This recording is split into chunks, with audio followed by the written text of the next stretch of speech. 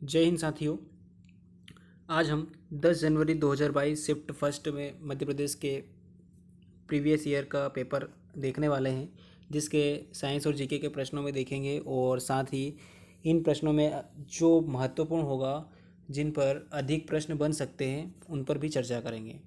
ठीक है, चलते हैं हमारे प्रश्नों की ओर। पहला प्रश्न है, अंगूर की खेती और मछली पालन क्रमशः निम्नलिखित में से किससे संबंधित है?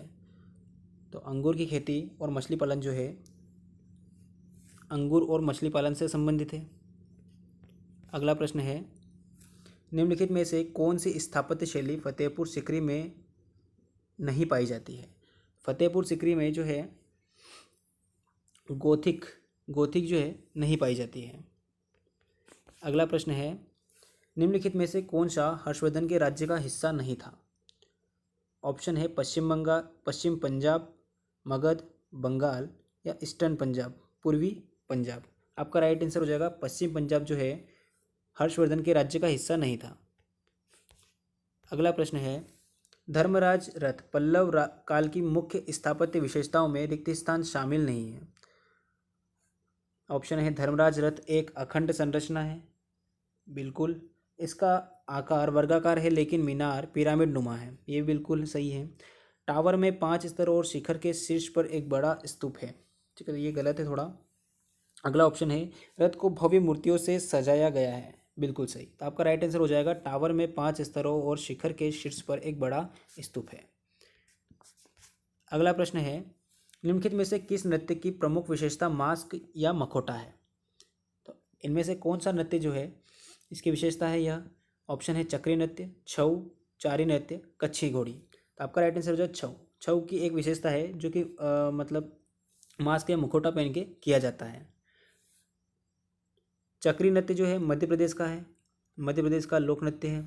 इसके बाद चारी नृत्य की बात करते हैं, चारी नृत्य जो है राजस्थान का है, राजस्थान।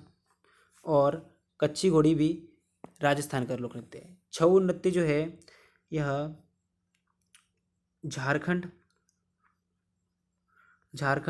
उड़ीसा और पश्चिम बंगाल, ठीक है, इन तीनों राज्यों में किया जाता है। ठीक है, तो इन तीनों राज्यों से संबंधित है छऊ नृत्य। मेन इंपॉर्टेंट झारखंड हो जाएगा आपका अगर ऑप्शन में हो तो। अगला प्रश्न है, निम्नलिखित में से तमिलनाडु के किस नृत्य शैली में लड़कियां मोर का वेश धारण करती हैं? ऑप्शन है मय्यलट्टम, पप्पूअट्टम, मोहिनीअट्टम, भरतनाट्यम। तो इसका राइट आंसर हो जाएगा मय्यलट्टम। ठीक है, मय्यलट्टम में जो लड़कियां होती है मोर का वेश धारण करती है। मोहिनीअट्टम जो है केरल का शास्त्रीय नृत्य है। कहाँ का है ये एग्जाम में पूछा जा सकता है, तो केरल का शास्त्रीय नृत्य है। और भरतनाट्यम जो है यह तमिलनाडु का शास्त्रीय नृत्य है। कहाँ का है? तमिलनाडु का शास्त्रीय नृत्य है। ठीक है, अगला प्रश्न है, कॉमनवेल्थ गेम्स में पहला स्वर्ण पदक जीतने वाली खिलाड़ी कौन है? तो कॉमनवेल्थ गेम्स में पहला स्वर्ण पदक मिल्खा सिंह ने दिलाया था। ठीक है, एथलेटिक्स से संबंधित है ये। कॉमनवेल्थ गेम्स की शुरुआत कब हुई थी? प्रारंभ की बात करते हैं कि प्रारंभ कब हुआ था इसका, तो 1930 में कॉमनवेल्थ गेम्स का प्रारंभ हुआ था और भारत ने पहली बार 1934 में भाग लिया था। ठीक है, भारत ने भाग लिया था। ठीक है, 1934 में। और भारत ने इसकी मेज़बानी कब की थी ये भी एग्जाम में पूछा जा सकता है। तो भारत ने इसकी मेज़बानी जो है की थी, भारत ने मेज़बानी की थी, कब की थी? 2010 में, 2010 में की थी। अगला प्रश्न है, निम्न में से कौन सा कथन गलत है? भारत ने ओलंपिक में अब तक कुल 35 पदक जीते हैं। 35 पदक जीते हैं, बिल्कुल सही। भारत ने ओलंपिक में अब तक कुल 10 स्वर्ण पदक जीते हैं, बिल्कुल सही। भारत ने ओलंपिक में अब तक कुल 9 रजत पदक जीते हैं, ये भी बिल्कुल सही है। अगला है, भारत ने ओलंपिक में अब तक कुल 18 कांस्य पदक जीते हैं। तो आपका राइट आंसर हो जाएगा ये जो 18 कांस्य पदक है ये गलत है, क्योंकि भारत ने अब तक कुल 16 कांस्य पदक जीते हैं। कितने?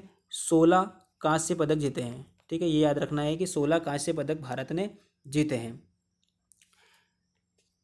ओलंपिक खेलों से बात करते हैं कि जो 24 अब तक भारत ने 24 ओलंपिक्स में भाग ले चुका है। भारत 24 बार आयोजन हो चुका है और उनमें भाग लिया है भारत ने। और ओलंपिक में पहला पदक किसने जीता था? तो के.डी. जाधव ने जीता था। ठीक है, भारत में ओलंपिक में पहला पदक किसने जीता था? पहला पदक किसने जीता था भारत में? तो के.डी. जाधव ने जीता था। के.डी. जाधव ने पहला पदक जीता था। 1928 में पहला स्वर्ण पदक हॉकी में मिला था भारत को। 1928 में पहला स्वर्ण पदक मिला था भारत को, पहला स्वर्ण। ठीक है, ये भी याद रखना है। इसके बाद किस खेल में मिला था? ये तो हॉकी, ये भी याद रखना है क्योंकि हॉकी में मिला था। ठीक है,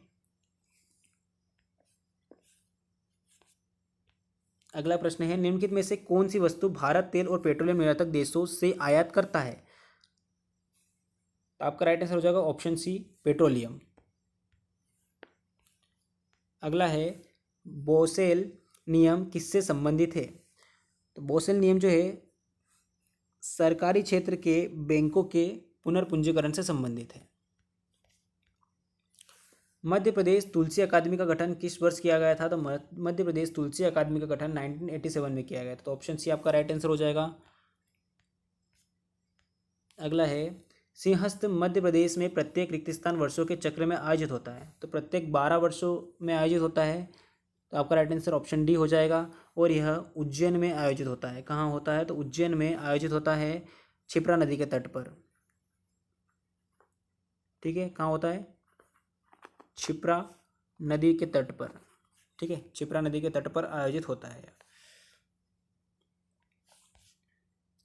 अगला है, निम्नलिखित में से चंदेरी किले का मुख्य द्वार किसे कहा जाता है? ऑप्शन है कट्टी घाटी दरवाजा, खूनी दरवाजा, हवापुर दरवाजा, बादल महल गेट। तो आपका राइट आंसर हो जाएगा खूनी दरवाजा जो है चंदेरी किले का मुख्य द्वार है।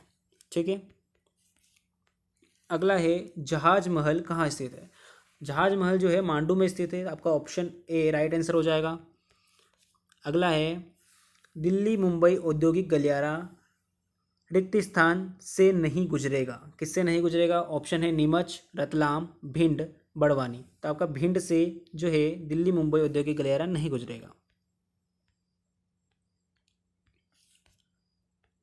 अगला है, मध्य प्रदेश में देश के सभी कृषि जलवायु क्षेत्र हैं, तो वे कितने हैं? मध्य प्रदेश में कुल कितने कृषि जलवायु क्षेत्र हैं? ठीक है, तो कुल 11 कृषि जलवायु क्षेत्र हैं मध्य प्रदेश में। ऑप्शन ए आपका राइट आंसर हो जाएगा इसमें।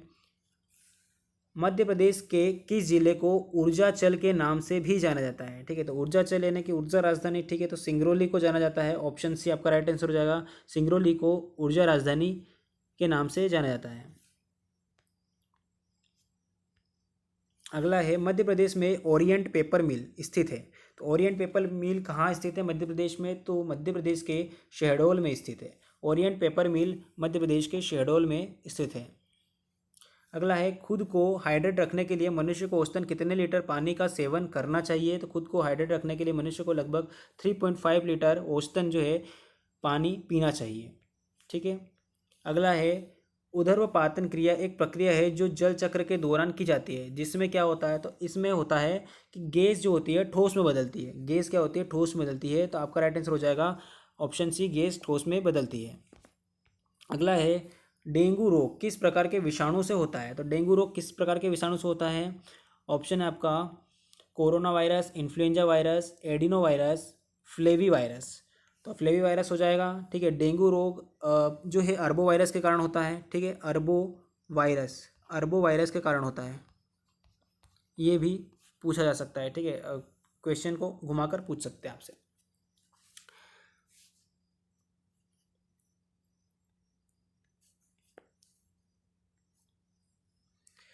स्वाइन फ्लू किस वायरस के कारण होता है? स्वाइन फ्लू जो होता है इन्फ्लुएंजा वायरस के कारण होता है। ठीक है, किसके कारण होता है? इन्फ्लुएंजा वायरस के कारण होता है। ठीक है, HIV जो होता है इसमें एड्स होता है। ठीक है, इसके कारण एड्स होता है।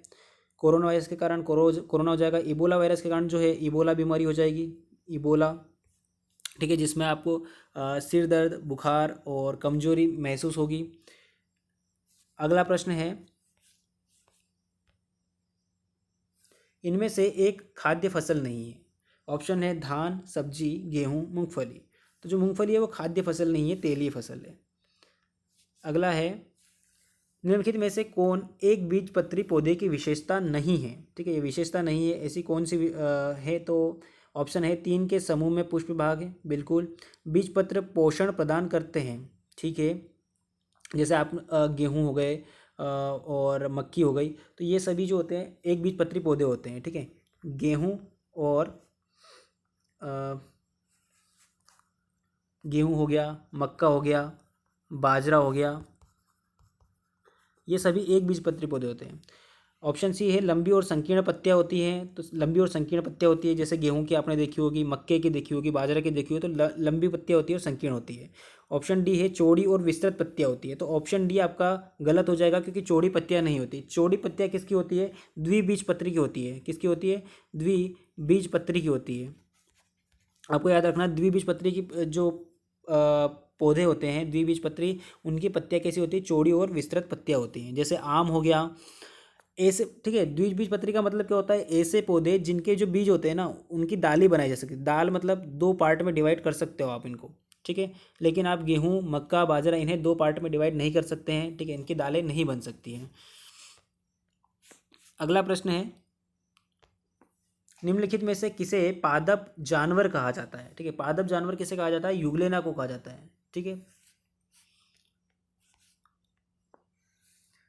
आप पर्यावरण संरक्षण के संबंध में निम्नलिखित में से कौन सी परियोजना नहीं चलाएंगे? ऑप्शन है हम सभी को पृथ्वी से जो कुछ हम ले रहे हैं उसे वापस देने का प्रयास करना चाहिए, ठीक है, चला सकते हैं ये। अगला है हमें अधिक हरित ऊर्जा का उपयोग नहीं करना चाहिए, ये तो गलत बात है, तो ये वाली तो नहीं चलाएंगे। अगला है गैर नवीकरणीय ईंधन की बचत करेंगे, बिल्कुल करेंगे। हम प्रोजेक्ट चला सकते हैं, जैसे पानी बचाओ, शाकाहारी बनो आदि, बिल्कुल चला सकते हैं। आपका ऑप्शन बी राइट हो जाएगा इसमें।